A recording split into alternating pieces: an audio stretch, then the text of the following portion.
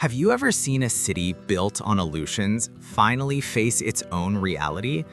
Under the blinding neon lights of the desert, Las Vegas once promised the impossible, a place where dreams came true, luck never ran out, and every night glittered brighter than the one before. But in 2025, the Mirage is cracking. The numbers don't lie. Visitor counts are down, hotel rates are falling, and casino floors, once echoing with cheers, are turning eerily quiet.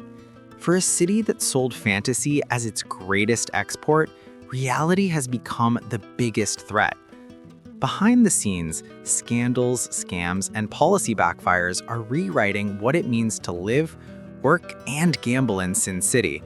From fake celebrity appearances to robot dealers replacing human ones, from billion-dollar taxpayer deals to casino gimmicks disguised as innovation, the cracks in the illusion are spreading faster than ever. It's no longer just about money. It's about trust, about the thin line between spectacle and deception, about how a city built on risk is now gambling with its own soul. In September 2025, the warning signs became impossible to ignore. The Strip, once the symbol of limitless access, is showing signs of fatigue, desperate discounts, fading crowds, and the growing realization that the show might be running out of magic. So what really went wrong? How did the world's capital of entertainment turn into a case study of overreach, arrogance, and illusion collapse? Today, we're peeling back the curtain to expose the truths Las Vegas doesn't want you to see. From the tourists fleeing overpriced hotels to the fake Justin Bieber who fooled an entire nightclub. From the most predatory casino games ever created to the $20 million taxpayer scandal that left locals furious, this is the story of a city fighting to keep its fantasy alive. Because in 2025, Sin City isn't just losing money, it's losing faith. Welcome to City Exposed, The Mirage Cracks, Las Vegas 2025 Reality Check. And trust me, by the time we reach number 1, you'll see why Las Vegas will never be the same again. Numbers rarely make headlines in Las Vegas. This is a city built on spectacle, not spreadsheets, where success is measured by how bright the lights burn, not how deep the losses run. But in 2025, the numbers are speaking louder than the music pulsing from the Strip. And what they're saying is chilling. Through the first half of this year, just 19.6 million people visited Las Vegas, a 7% drop compared to the same period last year. That may sound small, but in a city where every visitor fuels hotels, restaurants, taxis, and casinos, even a single percent means millions lost. For a place addicted to tourism, this isn't a slowdown, it's a red flag. The warning signs are everywhere. Hotel rooms once sold out months in advance now sit empty on weekends. The average nightly rate on the Strip has fallen to $198, down 5%, while downtown averages barely $99, slipping 4%. At first glance, that sounds like a deal, but in Las Vegas, falling prices don't mean opportunity, they mean desperation. When hotels slash rates, they're not being generous, they're bleeding quietly, trying to fill rooms that used to sell themselves. And for every dollar they cut, there's a ripple. Smaller tips for service workers, fewer diners at restaurants, shrinking tax revenue for the city. Even the casino floors tell the same story. The Strip's gaming revenue has dropped to $4.3 billion, down 0.7%, while downtown casinos, cheaper, humbler, and closer to locals, are slightly up, pulling in $464 million. The shift may seem subtle, but it carries a deeper message. Vegas's dominance is no longer absolute. Tourists are voting with their wallets, and the verdict is clear. The Strip has become too expensive, too corporate, too predictable. The magic once defined by neon dreams and champagne nights is giving way to discount flyers and loyalty coupons. For decades, Las Vegas sold itself as a premium fantasy. You paid more because it felt like nowhere else on earth. But what happens when that fantasy starts to fade? when the crowds vanish, and downtown's bargains start to look more authentic than the Strip's polished facade. Behind the falling numbers lies something more dangerous than empty hotel rooms. It's a crisis of trust. Visitors are starting to wonder if Vegas still delivers the experience it promises, or if the illusion has finally become too thin to believe. And soon, that trust will be tested in the most embarrassing way imaginable. A scandal so bizarre, so perfectly Vegas, that it went viral across the world. A story that began with flashing lights, champagne bottles, and a cheering crowd, and ended with humiliation for one of the city's most elite nightclubs. Next up, number 8, the fake Justin Bieber scandal. And if you think Vegas scams tourists with overpriced buffets, wait until you see what happens when it scams itself. It started like every other Vegas night. Champagne bottles popping, cameras flashing, and a crowd hungry for the next unforgettable moment. At Wynn Las Vegas's exclusive nightclub XS, anticipation was electric. Rumors were spreading fast. Justin Bieber was here. And then, it happened. A figure stepped onto the stage, hoodie up, head nodding to the beat, surrounded by security and VIP hosts. The crowd screamed, phones shot into the air, and thousands of dollars in bottle service flowed like water. Except it wasn't Justin Bieber. It was an impersonator. A con artist so bold, so perfectly timed that even the staff believed the illusion. He called himself Tamu Bieber, a name that would soon become infamous. Dressed like the real star, mimicking his walk, flashing a smile, he fooled a nightclub packed with high rollers, influencers, and celebrity chasers. For hours, Vegas sold a fantasy, and no one noticed it was fake. When the truth broke, it was humiliating. Wynn's reputation, built on exclusivity and perfection, suddenly looked gullible. The Strip, once the global capital of spectacle, had just been out-spectacled by its own illusion. The incident spread like wildfire online. Videos of the fake Bieber went viral, millions of views, endless memes, and a single question echoing across social media. If even Wynn can't tell real from fake, what else in Vegas is a lie? And that question cuts deep. Because in 2025, authenticity is the new luxury. Tourists aren't just paying for lights and sound anymore, they're paying for truth, real experiences, real stars, real moments. And this scandal showed how fragile that truth has become. Vegas built its empire on illusion, the idea that anything could happen, that fantasy was real. But illusions only work when people believe. The moment they don't, the magic collapses. In a city already struggling with falling visitor numbers and trust issues, the fake Bieber scandal hit like a punchline to a tragic joke. Guests who paid thousands for a night of VIP glamour were left with embarrassment. Wynn's security, once world-class, was mocked. The Strip's brand, authenticity wrapped in excess, was questioned by millions. Even worse, it revealed a deeper identity crisis. Las Vegas no longer knows where the line between show and scam really is. Because if a fake celebrity can fool the city's top nightclub, what about the rest of the experience? The limited edition drinks, the exclusive shows, the surprise guest appearances. How much of Vegas is truly real anymore? The scandal forced hotels and clubs to tighten their security, verify performers, and recheck their booking systems. But the damage was already done. In an age where Instagram clips travel faster than casino chips, one viral fake can undo millions in marketing. And while the internet was laughing, something even darker was happening quietly on the casino floor, a change that would make gamblers' odds worse than ever before. Because while tourists were being fooled by fake pop stars, casinos were creating a new way to fool players. Coming up next, number 7, 000 roulette gets even worse. And this time, it's not just a scam. It's a symbol of how desperate Las Vegas has become. If Las Vegas had a religion, it would be chance. Every spin, every card, every roll of the dice, a prayer whispered to luck. For decades, that delicate balance between risk and reward kept the city alive. Players came because the gamble felt fair, because the dream, however unlikely, still felt possible.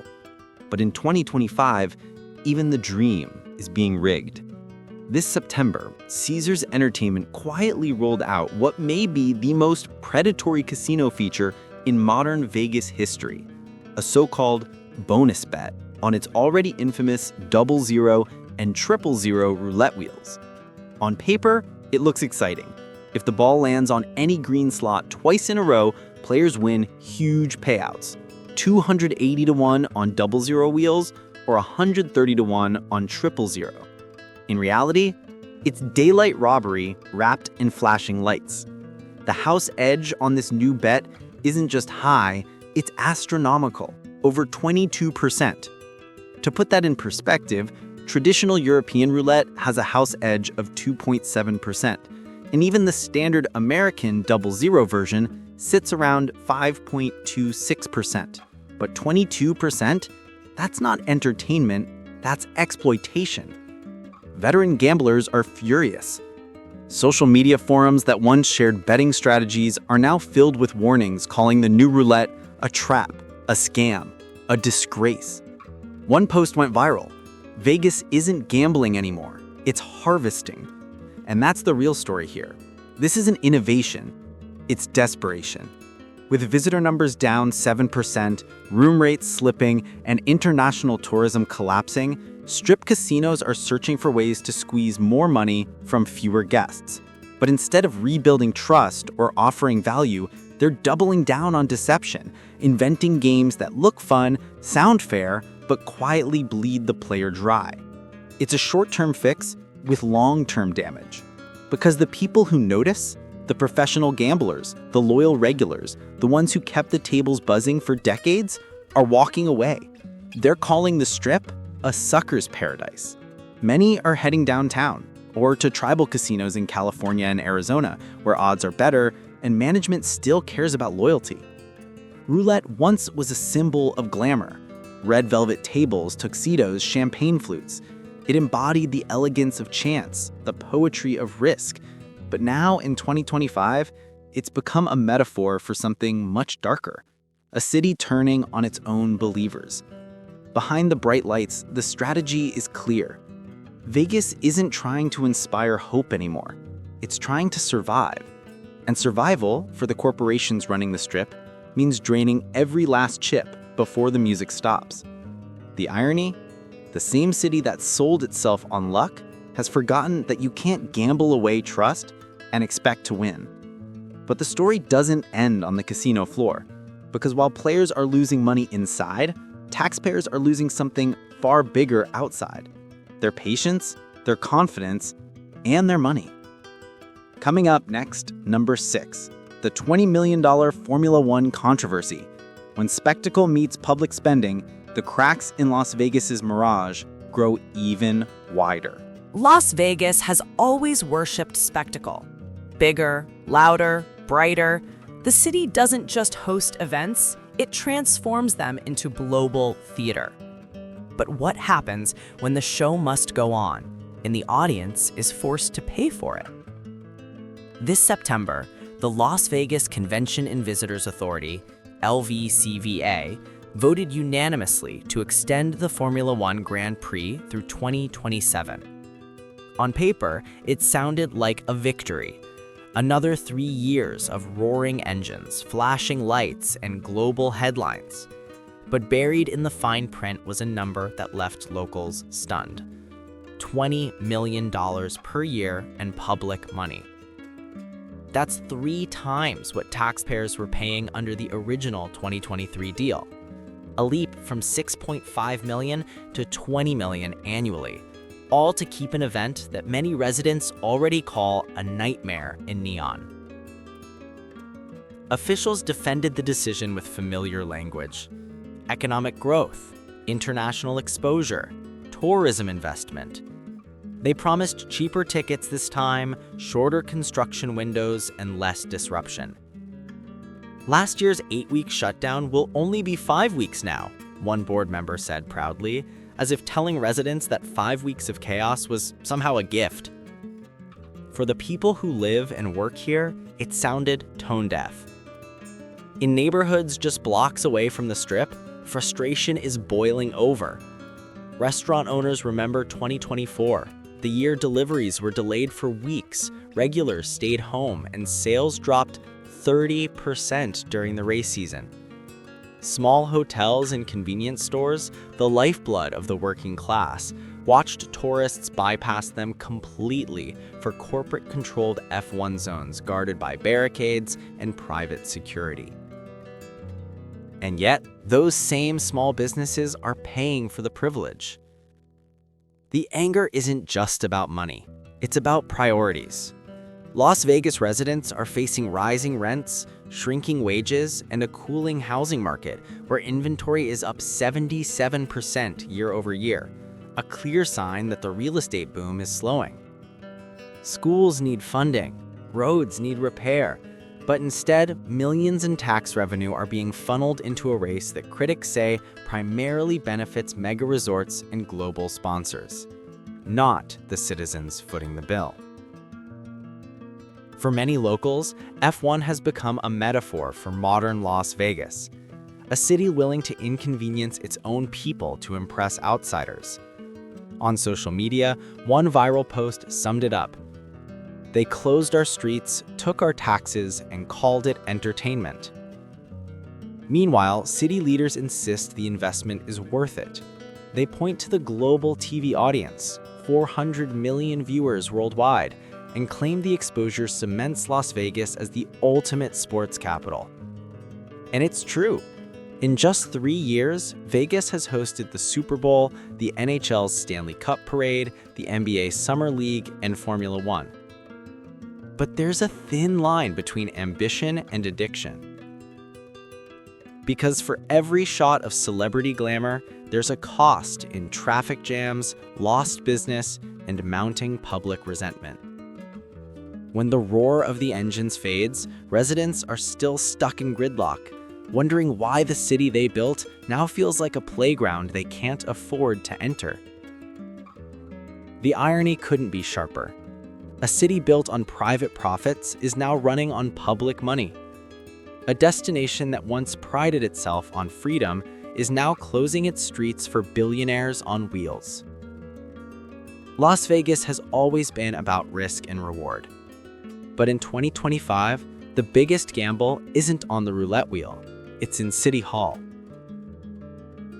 And as politicians argue over millions in taxpayer dollars, a very different battle is unfolding just a few blocks away, one for something far more personal: the right to feel safe at work.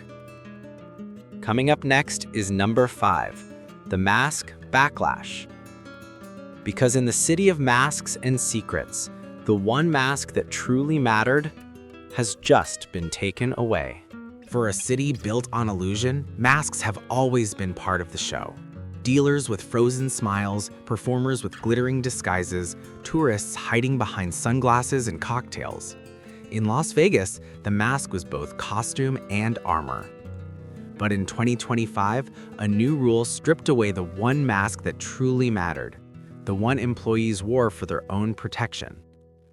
It began quietly in August. Workers at Paris Las Vegas, Planet Hollywood, and Horseshoe were told they could no longer wear face masks on the job unless they had a doctor's note. By mid-September, Wynn and Encore joined in, extending the ban across their properties. Overnight, the decision transformed from a corporate memo into a full-blown controversy. Management framed it as a return to normal. The pandemic was over, they said.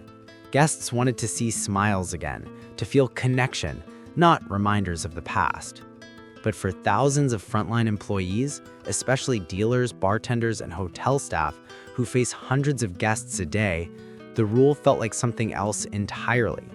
A loss of choice, a removal of dignity, and a betrayal of trust. We touch the same chips handled by hundreds of people, one casino dealer told a local union representative. Taking away our mask is like taking away our shield. That sentiment spread fast. Worker forums lit up with outrage. Some accused management of prioritizing aesthetics over safety. Others feared retaliation if they refused to comply. At a time when Las Vegas was already grappling with staffing shortages, the policy hit morale like a gut punch. The timing couldn't have been worse. Tourism numbers were down 7%, hotel rates were slipping, and casinos were scrambling to lure guests back. Logic would suggest reinforcing confidence, showing visitors that safety still mattered. Instead, the Strip sent the opposite message. Image first, people second. The optics were brutal. Photos circulated online showing masked guests sitting at tables with unmasked employees. "Why do I get to protect myself, but they don't?" one tourist wrote. The post went viral. And it struck a nerve because it wasn't just about masks. It was about control.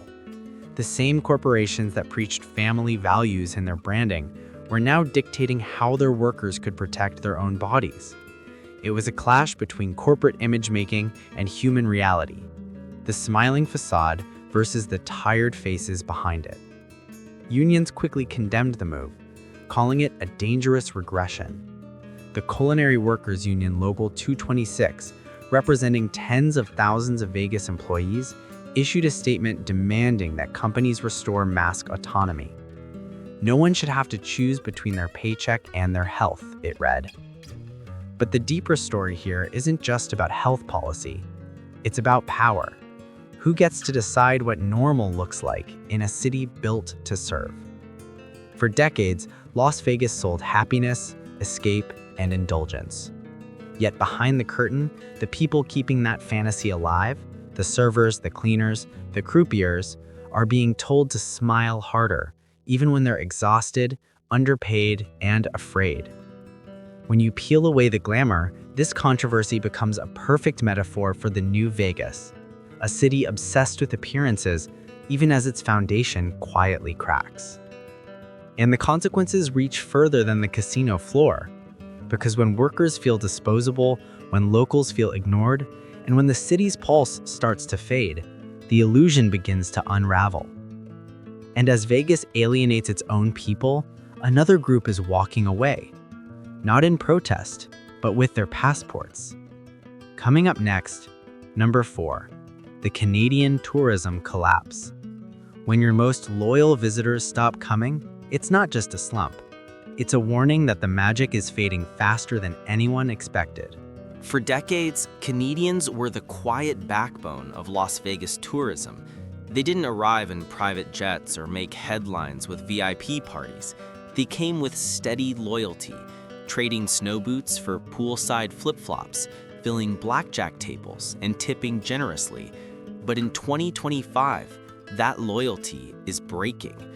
According to the Las Vegas Convention and Visitors Authority, the number of Canadian visitors has plummeted 20% this year, the sharpest drop in over a decade.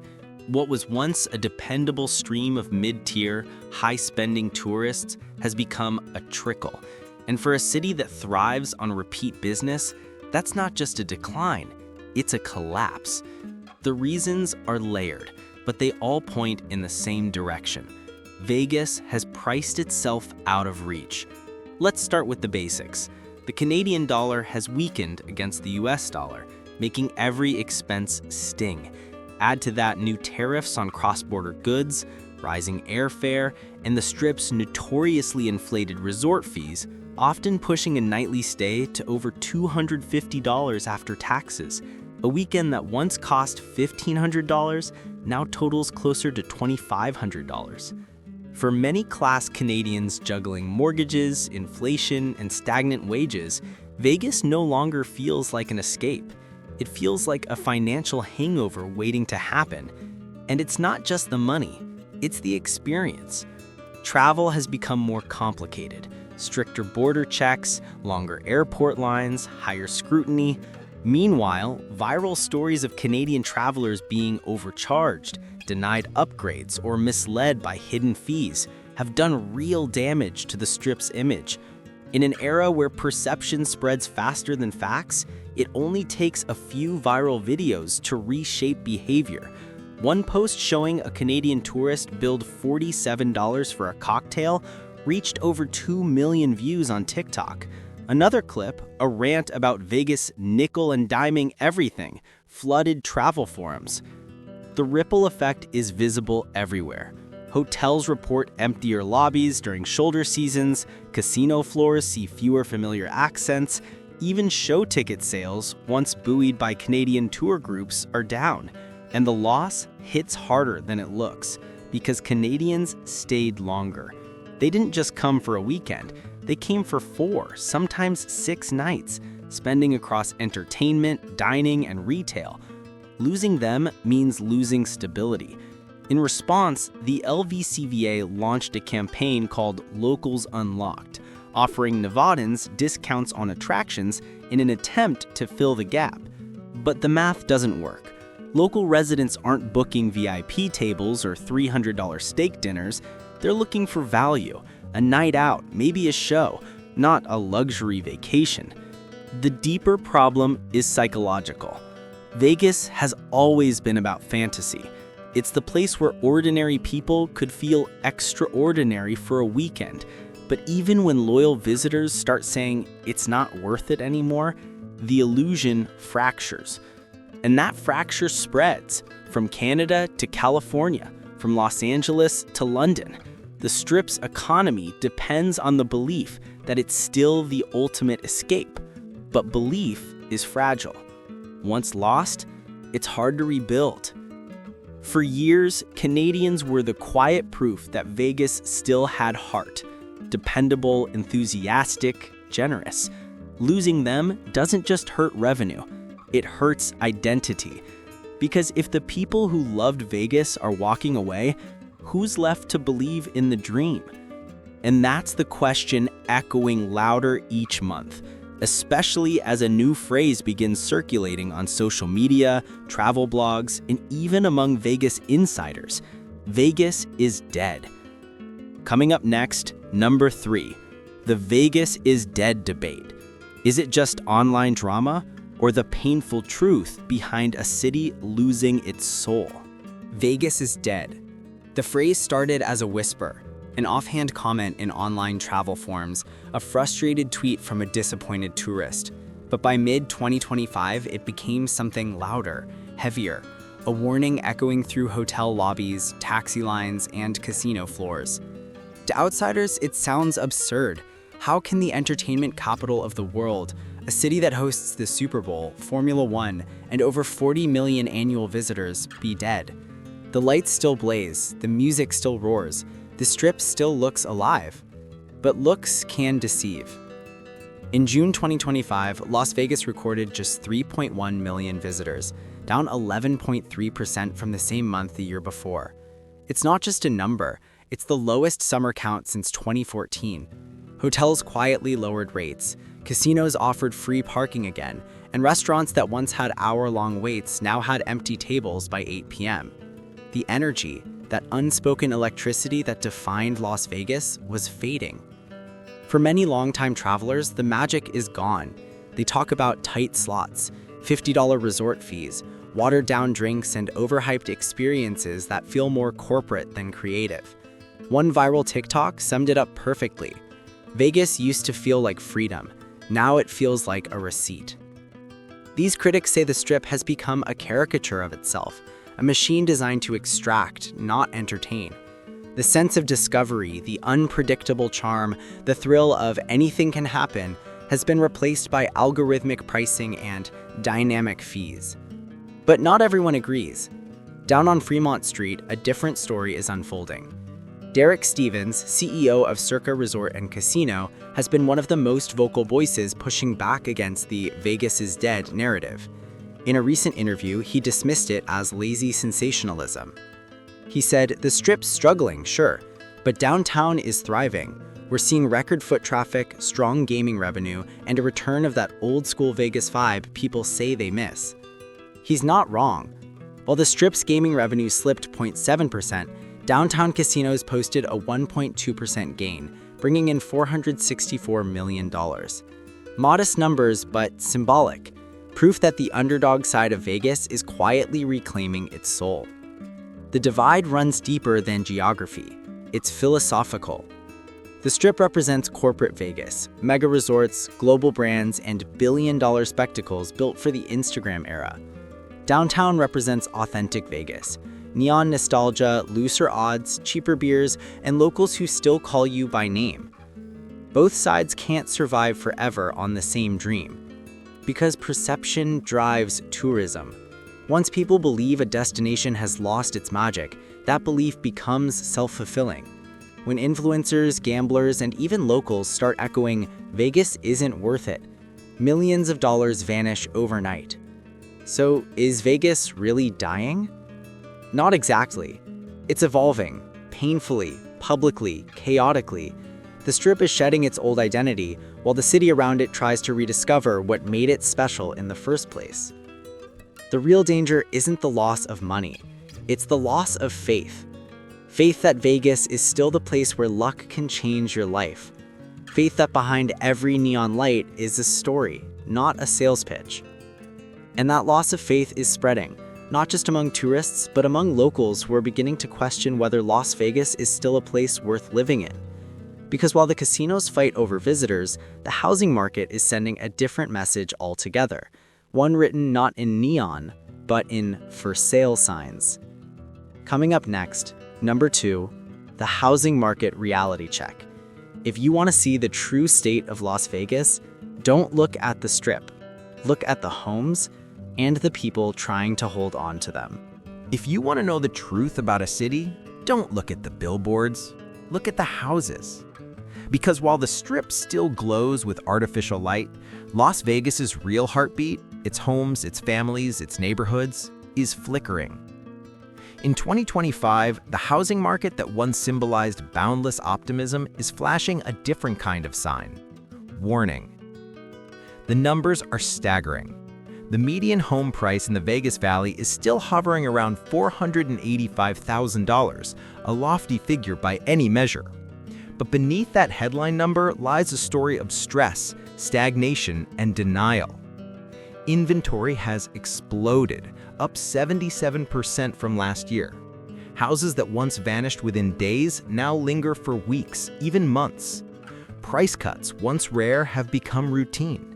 Real estate listings read like confessions: motivated seller, price reduced, bring all offers. The buyers? They're hesitating. Demand has plummeted. Interest rates may have softened slightly, but uncertainty has hardened. Potential homeowners are waiting for prices to fall further, for jobs to stabilize, for Las Vegas itself to decide what kind of city it wants to be.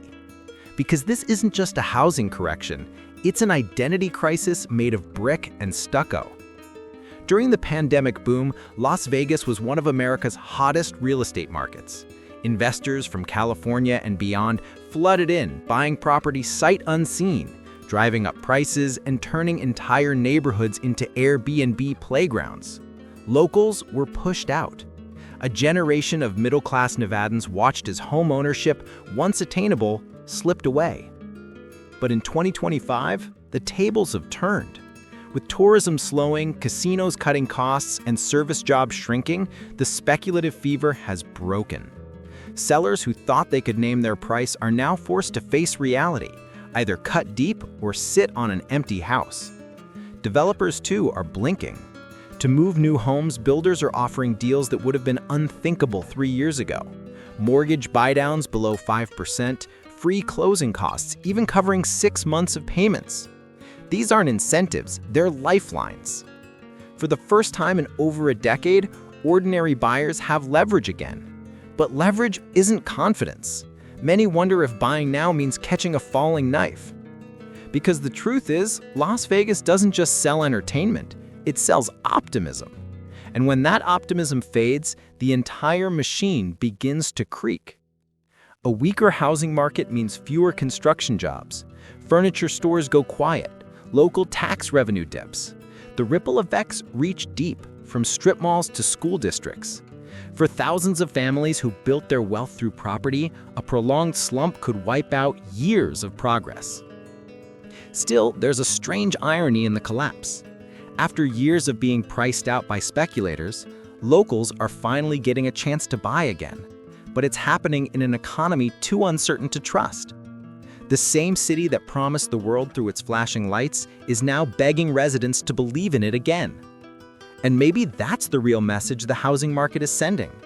The illusion can't last forever. Because if Las Vegas was once the city where dreams were built on sand, 2025 is proving what happens when the sand starts to shift.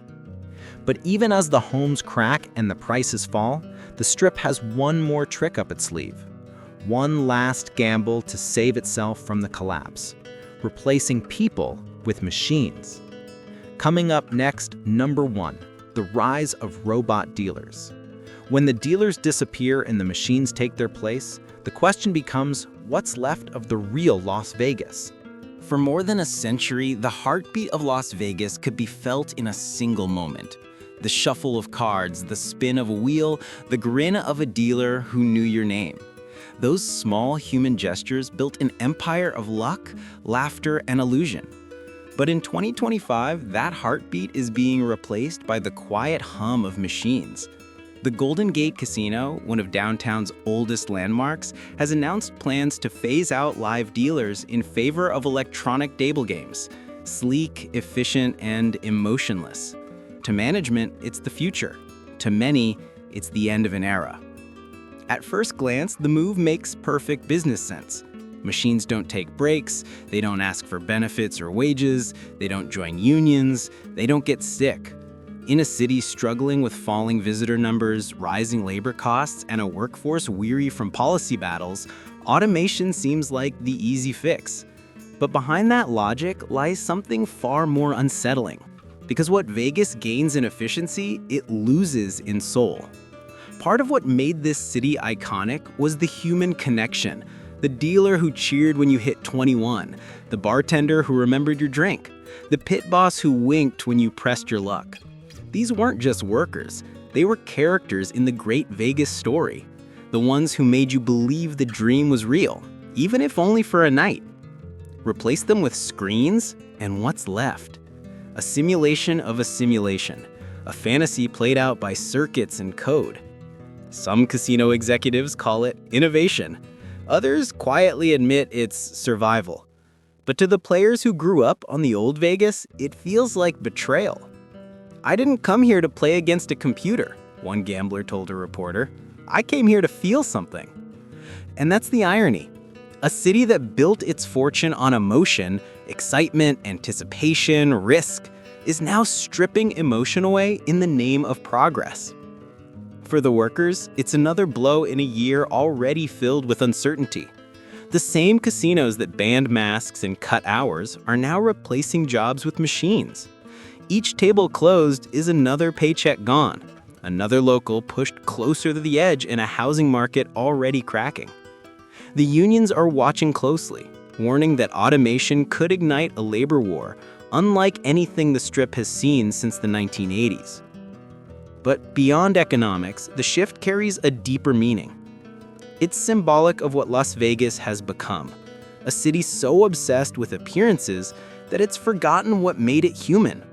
Because if the celebrity performances can be faked, the roulette wheel can be rigged, and even the dealer can be replaced, then what separates Las Vegas from the digital fantasies it inspired? Tourists once came here to escape reality. Now reality is catching up.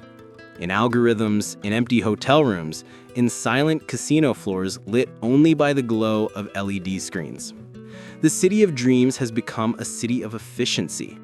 And maybe, in the process, it's losing the one gamble it can't afford to lose: the trust, the magic, the human touch that made the illusion worth believing in. Because at the end of the day, Vegas was never about the money. It was about the moment, the heartbeat between risk and reward, the sparkle in a stranger's eye, the feeling that anything could happen. And maybe that's what's really dying. As Las Vegas steps into its robotic future, one question remains: can a city built on human desire survive without the human heart that created it?